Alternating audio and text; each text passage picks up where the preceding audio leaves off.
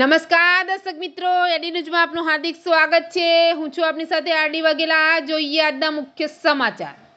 અંકલેશ્વરની રાજપીપળા ચોકડી નજીકથી લક્ઝરીઝ કારમાંથી વિદેશી દારૂનો જથ્થો ઝડપી પાડતી એલસીબી।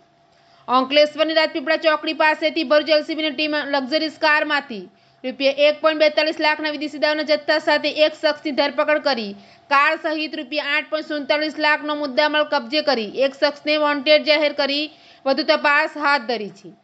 ભરૂચ એલસીબીની ટીમ અંકલેશ્વર વિસ્તારમાં પેટ્રોલિંગમાં હતી તે દરમિયાન એક એક્સયુવી કારમાં વિદેશી દારૂનો જથ્થો ભરી ઝઘડિયા તરફથી અંકલેશ્વર તરફ આવી રહ્યો હોવાની માહિતી મળી હતી। જે મળેલી માહિતીના આધારે એલસીબીની ટીમે અંકલેશ્વર પાસેના નેશનલ હાઈવે પર રાજપીપળા ચોકડી નજીક વોચ ગોઠવી હતી।